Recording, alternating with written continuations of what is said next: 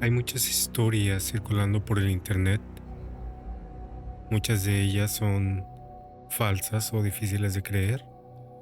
En el caso de hoy, la historia que les voy a contar es una historia que es un poco difícil de creer, pero es basado en hechos de la vida real.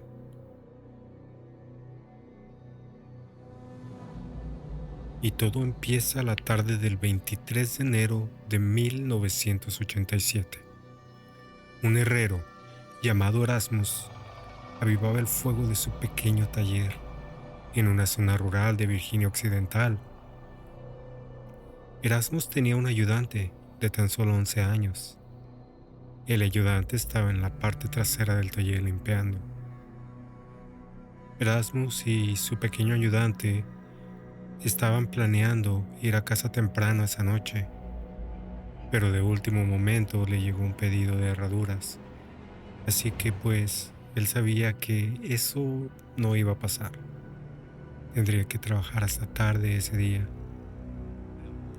Esa es la razón por la que llamó a su pequeño ayudante, para que fuera a la casa de Erasmo a checar en su esposa, a revisarla y asegurarse que todo estuviera bien. El nombre de esta mujer a la que me refiero es Sona. Erasmo solo quería asegurarse que ella supiera que llegaría tarde, y pues de paso, si necesitaba algo, el niño podría ayudarla a traerle lo que quisiera o lo que le hiciera falta. Así que después de que se fue su pequeño ayudante, Erasmus volvió a avivar el fuego, pero su mente no estaba en las herraduras que debía hacer.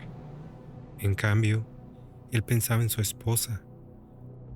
La pareja aún no se lo decía a nadie, pero tenían un secreto escondido. Sona estaba embarazada. Erasmus y Sona se habían conocido apenas unos meses antes, pero el amor a ellos les llegó muy rápidamente. Sona tenía 23 años. Ella era una mujer de cabello ojos y oscuros, con un gran sentido del humor como el mío, libre, espontánea. Había creído que el hombre de su vida jamás llegaría, ya que ella creció en una pequeña granja y nunca había salido de casa. Así que cuando Erasmus llegó al pequeño pueblo de Livesey's Mill, ubicado junto a un río, al pie de una montaña y cerca de la casa donde vivía Sona, se notaron el uno al otro de inmediato. Erasmus era mucho mayor que ella. Él tenía 35 años. Él era un hombre alto, atractivo, con ojos azules y penetrantes. Había llegado a ese pueblo rural para abrir su taller de herrería, y para Sona, él era algo nuevo y emocionante. La familia de Sona, especialmente su madre, Mary Jane, no aprobaba la relación. No le gustaba que Erasmus fuera mucho mayor que su hija, pero Sona era tan terca, amaba tanto a Erasmus y nadie podría detenerla. Así que, unos meses después de ese año, en noviembre, ellos se casaron. Se mudaron a una pequeña casa y muy pronto, Sona quedó embarazada. Tanto ella como Erasmus estaban muy emocionados y querían compartir la noticia con todo el pueblo. Sin embargo, desde el principio, les quedó muy claro que Sona tenía complicaciones con el embarazo. Se enfermaba constantemente y parecía estar muy mal todo el tiempo. El médico que la atendía sabía que probablemente estaba relacionado con su embarazo, por lo que la pareja decidió esperar y dejar que el embarazo avanzara un poco más antes de anunciarlo. En un día, a finales de enero, Erasmus trabajaba apresurado, terminando unas cerraduras porque quería regresar a su casa y asegurarse que Sona estuvieran bien. Mientras que él pensaba en ella, el metal, al rojo vivo, en la fragua, estaba listo para ser moldeado, así que Erasmus tomó su martillo y comenzó a trabajar. Mientras tanto, su ayudante de 11 años llegó a la casa de Erasmus y Sona. Caminó por la entrada hasta llegar a la puerta principal y llamó, pero Sona no respondió. El niño encontró esto un poco extraño, porque ella siempre estaba ocupada en casa y solía abrir la puerta rápidamente para hablar con los vecinos. Sin embargo, en ese momento no se oía ni un solo sonido dentro, como si nadie estuviera en casa. Así que el niño llamó de nuevo y tras un silencio prolongado, giró lentamente la perilla y notó que la puerta estaba entreabierta. Entró a la casa, que estaba completamente a oscuras, a pesar de que el sol ya se estaba ocultando. Continuó llamando a la señora, pero nunca obtuvo respuesta.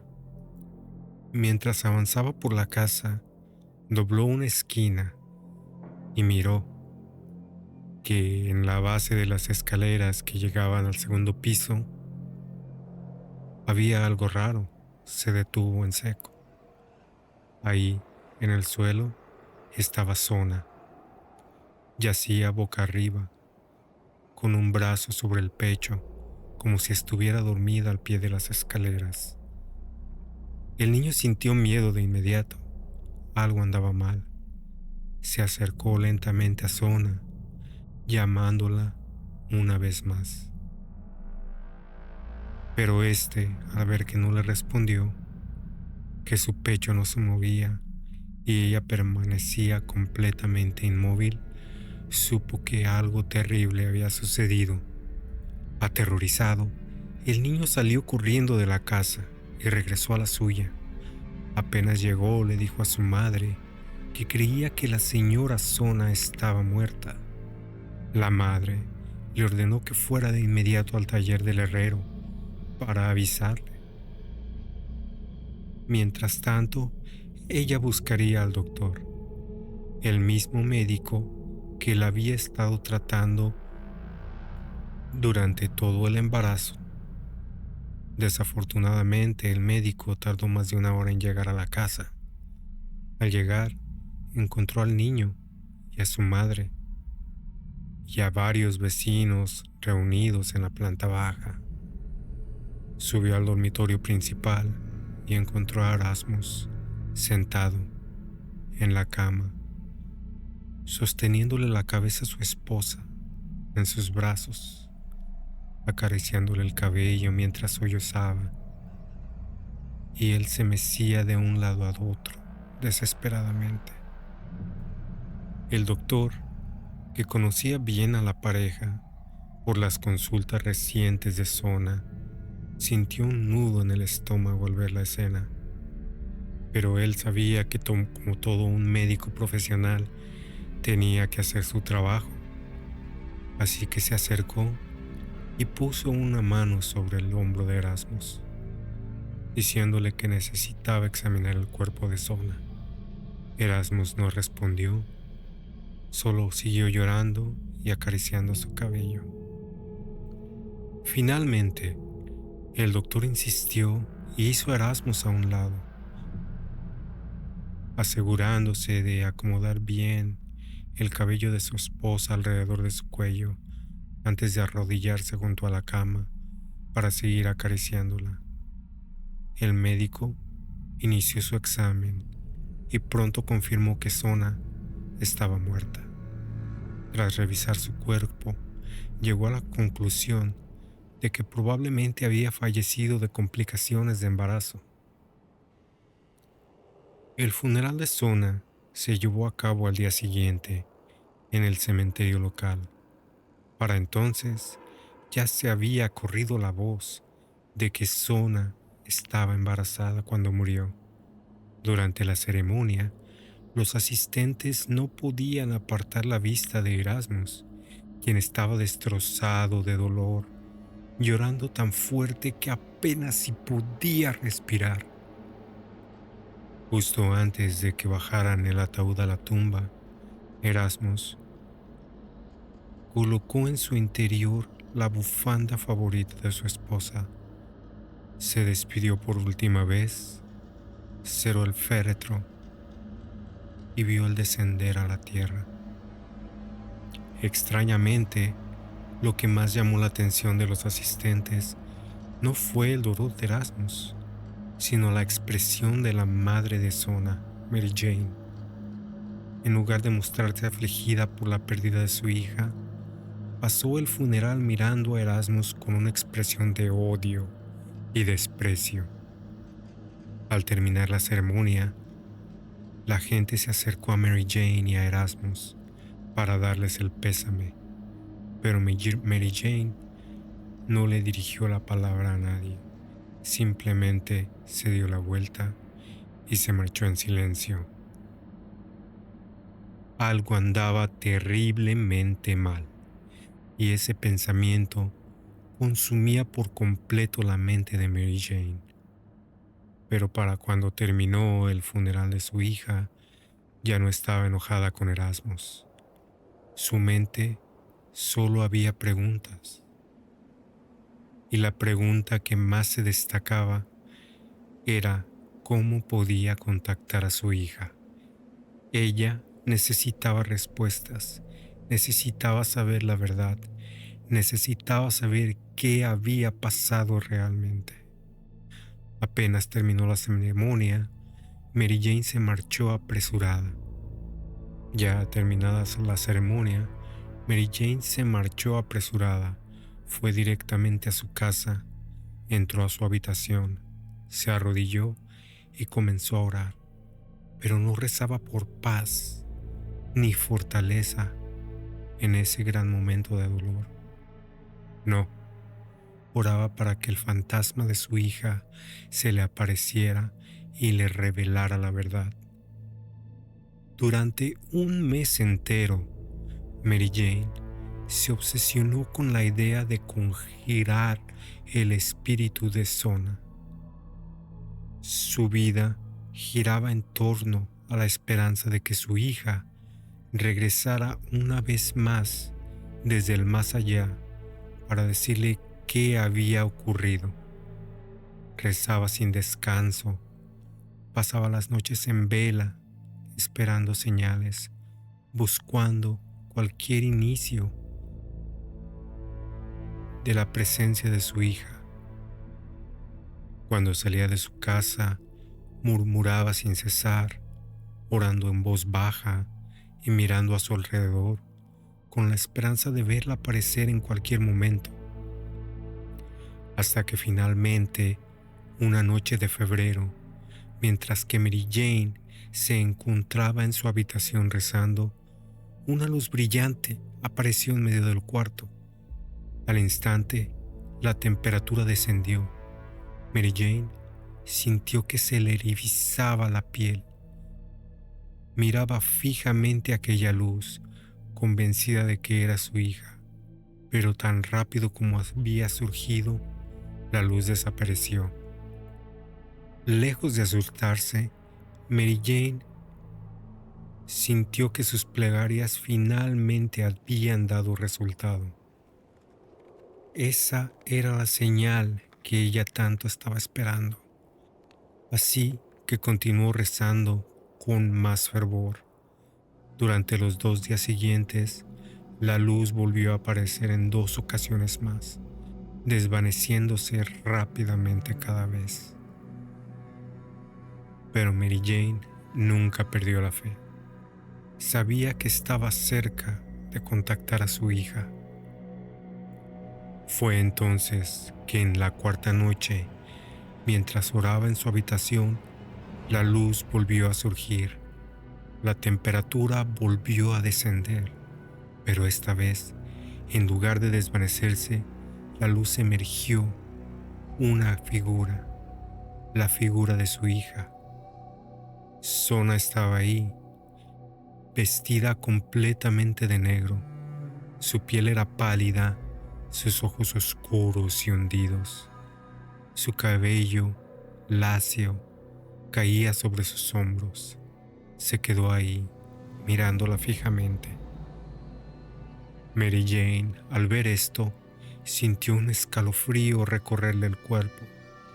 Durante un mes había deseado que este momento pasara, pero ahora que estaba ocurriendo, el miedo se apoderó de ella. Retrocedió hasta quedar pegada contra la pared mientras el espectro de su hija avanzaba hacia ella. Pero Mary Jane reunió valor. Tenía que ser fuerte. Necesitaba saber la verdad. Y solamente pudo hacer una pregunta. ¿Cómo moriste? El fantasma de Sona se detuvo, abrió la boca y con ella comenzó a caer tierra. Luego, con una voz áspera y ronca, comenzó a hablar. Le contó que Erasmus, aunque ante los demás parecía un hombre encantador, en realidad era un monstruo. Le gritaba, la golpeaba por cualquier motivo. Y la noche del 22 de enero, todo llegó a su punto final. Esa noche, Erasmus se enfureció con Sona porque la cena no era lo que él quería. Quería carne y ella había preparado otra cosa. Cuando Sona intentó cambiar, le dijo que había más comida, que podía cocinar algo más. Entonces Erasmus perdió el control. Se levantó de la mesa y sin mediar palabra, la agarró del cuello y la levantó por el aire. En ese momento, el espíritu de Sona dejó de hablar. Su rostro reflejaba un terror absoluto, como si estuviera reviviendo el momento de su misma muerte. Luego, su cuerpo comenzó a levitar y su boca se abrió de nuevo, solo que esta vez no emitió sonido alguno. En su lugar, el aire de la habitación comenzó a ser absorbido por aquella boca abierta, y entonces se escuchó un fuerte crujido. La cabeza del fantasma de Sona se giró violentamente 180 grados, pero su cuerpo seguía mirando hacia su madre. Mary Jane se quedó sin aliento. El espíritu descendió lentamente al suelo. Su torso aún estaba frente a Mary Jane, pero en su torso y su rostro ahora miraban hacia arriba, la dirección opuesta. Entonces giró su cuerpo y comenzó a alejarse de la habitación. Cuando su cuerpo se volteó, su rostro quedó nuevamente frente a su madre. Esta vez estaba sonriendo. Antes de desaparecer, el espíritu de Sona susurró: «Ahora sí ves lo que me hizo».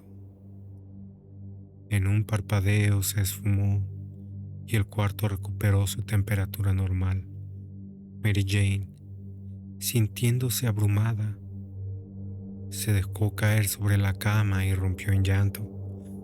A la mañana siguiente, sin perder tiempo, Mary Jane fue hasta la jefatura de policía para contar lo sucedido. Explicó cómo el fantasma de su hija se había aparecido y le había revelado que Erasmus la había estrangulado. El fiscal de la comisaría, conmovido por la historia, fue de inmediato a hablar con el médico que había examinado el cuerpo de Sona. Y fue entonces cuando el doctor recordó algo. Durante la revisión, Erasmus se había mantenido todo el tiempo en la cabecera de la cama, acariciando el cabello de su esposa. En ese momento pareció un gesto de dolor, pero ahora, pensándolo bien, tal vez estaba ocultando algo. También recordaron que en el funeral, antes de que el ataúd fuera cerrado, Erasmus colocó cuidadosamente un pañuelo alrededor de su esposa, junto con la bufanda, asegurando que era su favorita. ¿Podría haber sido esa una forma de esconder alguna marca? Se preguntaron los dos.